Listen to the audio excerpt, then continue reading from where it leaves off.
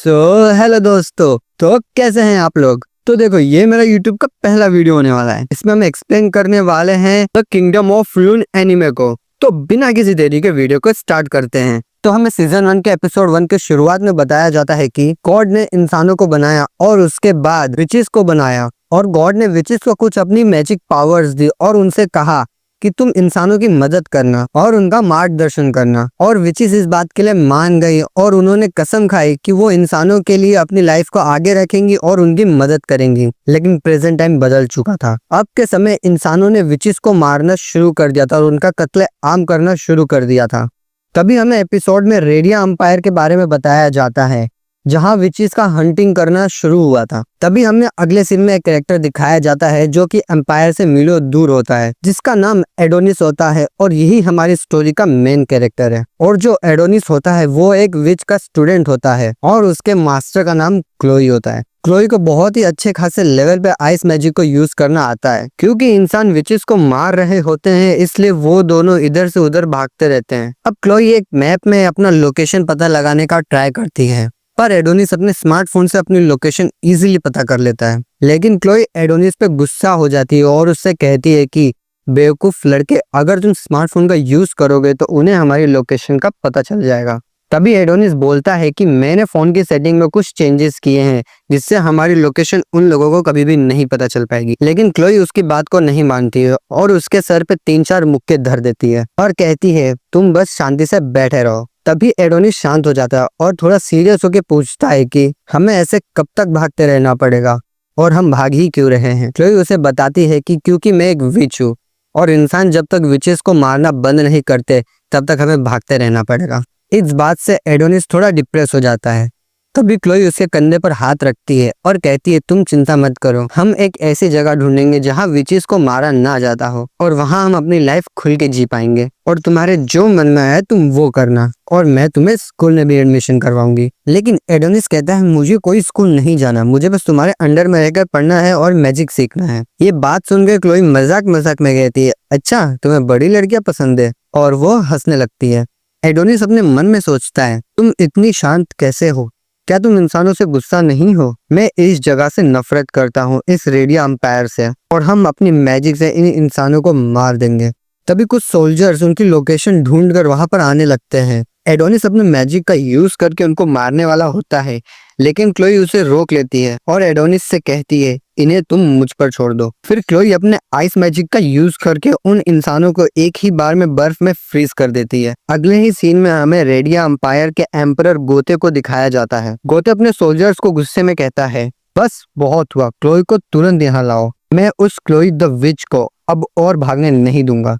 फिर हमें दिखाया जाता है कि क्लोई ने सभी सोल्जर्स को आइस में फ्रीज कर दिया है। लेकिन एडोनिस क्लोई पर गुस्सा हो जाता है और क्लोई से बोलता है तुमने मुझे कुछ करने क्यों नहीं दिया, मुझे मेरी मैजिक स्पेल कास्ट करने आती है, मैं उनको कीड़े मकोड़ों की तरह मार देता। क्लोई एडोनिस से बोलती है तुम्हें इसकी वजह पता है, तुम अभी अनएक्सपीरियंस्ड हो अपने मैजिक के साथ। तभी एडोनिस अपने आप को प्रूफ करने के लिए अपनी मैजिक से एक बड़ी सोर्ड को समन करता है और बोलता है क्या तुम्हें सच में लगता है कि मैं अभी भी मैजिक के साथ अनएक्सपीरियंस्ड हूँ?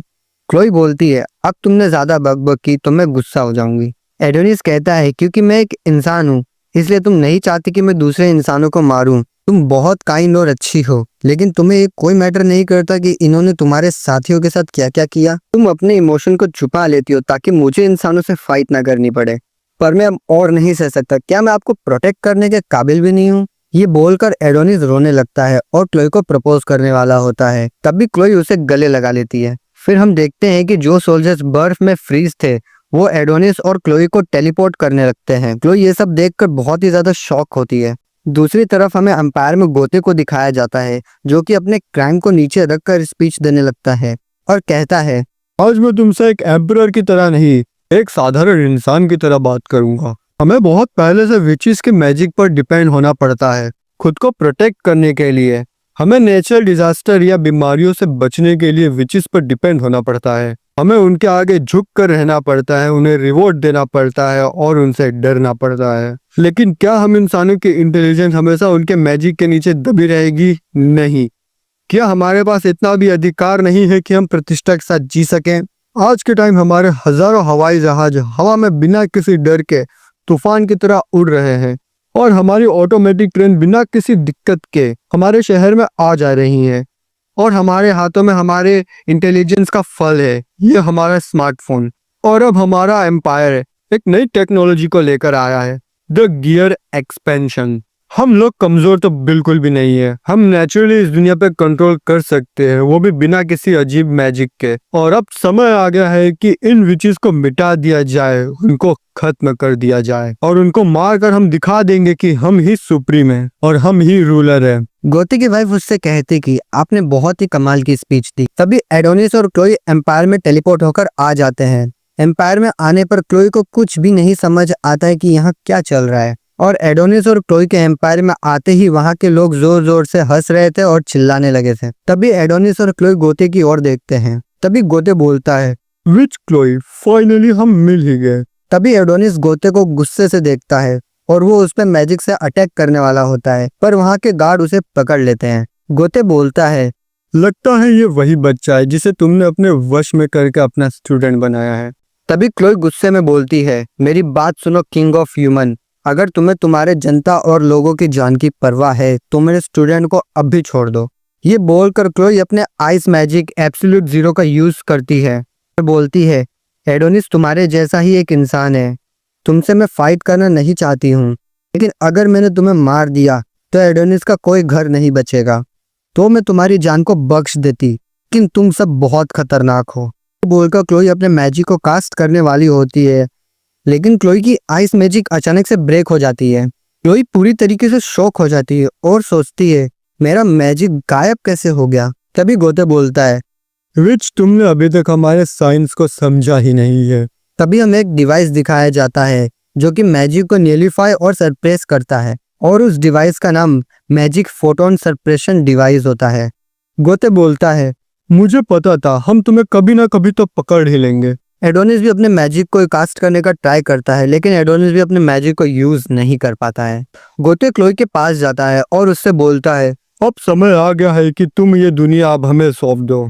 ये बोलकर गोते बड़ी ही बेरहमी से क्लोई के कपड़े फाड़ देता है और उसे एक झापड़ मारता है और बोलता है, एक विच जो अपने मैजिक को यूज नहीं कर सकती वो एक नॉर्मल वुमन से ज्यादा कुछ नहीं। तभी वहां खड़े लोग क्लोई के म्यूट फोटोज और वीडियोस लेने लगते हैं और जोर जोर से हंस हंस के चिल्लाते हैं। एडोनिस गार्ड्स के चंगुल से छूटकर क्लोई की मदद करने जाता है, लेकिन गार्ड्स उसे वापस पकड़ लेते हैं। तभी गोते एडोनिस को मारने का हुक्म देता है। तभी क्लोई बहुत ही काइंड वॉइस के साथ बोलती है, योर मैजेस्टी, सब कुछ मेरी गलती है, वो लड़का इनोसेंट है। फिर क्लोई अपने सिर को गोते के आगे झुकाकर बोलती है, आप पूरी तरीके से सही थे, हम विचेस मौत ही डिजर्व करते हैं, पर वो लड़का अलग है, वो आपके ही जैसा है, वो भी एक इंसान है, मैंने उसे किडनैप किया था और उसे वश में करके अपना हथियार बनाया, वो अनाथ है, उसकी कोई गलती नहीं है, मैं आपसे भीख मांगती हूँ, ऐसा एम्परर प्लीज थोड़ी सी दया दिखाइए और उस लड़के की जान को बख्श दो, मुझे मेरी परवाह नहीं कि मुझे क्या होता है।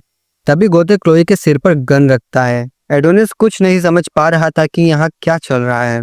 तभी क्लोई एडोनिस से बोलती है, थैंक यू एडोनिस, सब कुछ के लिए। एडोनिस कुछ पुरानी बातें सोचने लगता है कि जब हम पहली बार मिले थे हम बहुत खुश थे। क्लोई एडोनिस को प्रपोज करने ही वाली होती है, तभी गोते उसके सिर पर रखी गन को फायर कर देता है और गोली क्लोई के सिर के आर पार हो जाती है और वहां खड़े सभी सोल्जर्स भी क्लोई के ऊपर फायर करने लगते हैं और बहुत ही ब्रूटल तरीके से उसके शरीर को गोलियों से छलनी कर देते हैं।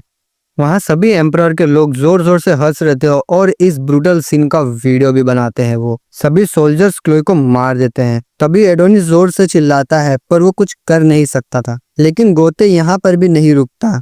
क्लोई को मारने के बाद भी वो एक सोल्जर को कुल्हाड़ी लेके क्लोई के बॉडी के पास भेजता है और वो सोल्जर क्लोई के सिर को उसके धड़ से अलग कर देता है और ये सीन देखने में सच में बहुत ज्यादा ब्रूटल है। फिर हमें दिखाया जाता है कि गोते अपने हाथों से क्लोई के सिर को उठाता है और वहां खड़े सभी लोगों को दिखाता है और वहां खड़े लोग सभी खुशी से चिल्लाने लगते हैं। तभी हमें स्टोरी में बताया जाता है, जैसा कि गॉड ने कहा, विच इज जब इंसान तुमसे डरने लगे और वो मुसीबत में हो, मुझे भरोसा है कि तुम उनके फ्रेंड्स बनोगे और इस दुनिया में शांति लाओगे। अगर तुम एक दूसरे से नफरत करोगे और आपस में लड़ाई करोगे तो इस दुनिया को अंधकार का सामना करना पड़ेगा। और अब हमारी रियल स्टोरी शुरू होती है। अब हमें 10 साल बाद का रेडिया अंपायर बताया जाता है और वहां हमें जेल दिखाया जाता है जहां पे सारे विचेस को कैद करके रखा गया है। वहां जेल में 2 विच आपस में खाने के लिए झगड़ रही होती हैं।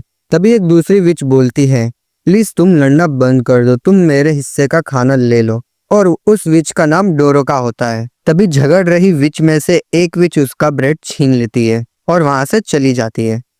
तभी डोरोका के पास उसकी फ्रेंड एना आती है और उससे बोलती है, तुम ठीक तो हो? तुम्हें भूख नहीं लग रही है क्या? तुमने दूसरी बार अपना खाना किसी और को दे दिया है। डोरोका बोलती है, मैं पूरी तरीके से ठीक हूँ और मुझ में अभी भी बहुत एनर्जी है। तभी दोनों बैठकर आपस में बात करते हैं। एना कहती है, तुम बहुत अच्छी हो डोरोका, मुझे बस मेरी खुद की चिंता करनी चाहिए। गियर एक्सपेंशन की वजह से हमारी टेक्नोलॉजी बहुत ही एडवांस हो गई है, लेकिन फिर भी लोग आपस में लड़ते क्यों रहते हैं? भी वॉर क्यों हो रहे हैं? उन्होंने हमसे कहा था अगर विचेस नहीं होंगी तो इंसानियत खुश होगी, ऐसा क्यों हो रहा है? ये बोलकर एना रोने लगती है। डोरोका एना को शांत करने के लिए अपने कुछ टॉयज निकालती है और उससे एना को शांत करती है और उसे हंसाती है। तभी कुछ सोल्जर्स वहां आते हैं और कैदी नंबर 218 को बुलाते हैं और सोल्जर्स जिस भी विच को ले जाते हैं वो विच वापस कभी लौटकर नहीं आती है। बदकिस्मती से एना का ही 218 नंबर होता है। एना डर जाती है, लेकिन डोरा उससे अपना नंबर बदल लेती है और वो खड़ी होकर बोलती है 218 नंबर मेरा है, और वो सोल्जर्स के साथ चली जाती है। एना ये सब देखकर बहुत ज्यादा डर जाती है और वो रोने लगती है। अगले सीन में हमें उस जेल के चीफ वार्डन को दिखाया जाता है जिसका नाम पालपोल होता है और डोरोका को उसी के पास ले जाया जाता है। डोरोका को देखकर पालपोल बोलता है, तुम ठीक लग रही हो और तुम जवान भी हो। ये सुनकर डोरोका घबरा जाती है। तभी पालपोल बोलता है, ज्यादा सरप्राइज होने की जरूरत नहीं है, हम तुम्हारी बॉडी को चेक करेंगे ताकि लॉर्ड को तकलीफ ना हो जब हम तुम्हें उनके सामने सर्व करेंगे। हमारी ये जगह टैक्स पेयर की वजह से चलती है, तुम्हें उन लोगों को भी आगे सर्व किया जाएगा। तभी हमें कुछ विचेस को दिखाया जाता है जिनको आगे सर्व किया गया था और वो मर चुकी थी। डोरोका बोलती है, ये सब गलत है। पालपोल बोलता है, द गियर एक्सपेंशन को हमने बनाया है और ये हमारा बहुत ही इंपॉर्टेंट आविष्कार है। हमने हमारे सोल्जर्स की लाइफ को सेक्रीफाइस किया तुम विचेस को हराने के लिए और इंसानों के सम्मान के लिए। तभी पालपोल डोरोका के साथ सेल्फी लेता है और उससे बोलता है, तुम बहुत अच्छे दाम में बिकोगी। फिर वो अपने फोन को वॉइस कमांड देकर उस सेल्फी को आगे हेडक्वार्टर में भेज देता है। तभी डोरोका पालपोल की उंगली को काट लेती है और उसका फोन लेकर भाग जाती है। सोल्जर्स उसका पीछा करने लगते हैं। डोरोका फोन से सभी जेल के दरवाजों को ओपन करने की कोशिश करती है, लेकिन वो फोन केवल पालपोल के वॉइस से ही चलती है। डोरोका फोन से रिक्वेस्ट भी करती है कि वो जेल के दरवाजों को ओपन कर दे, लेकिन इससे भी कोई फायदा नहीं होता है।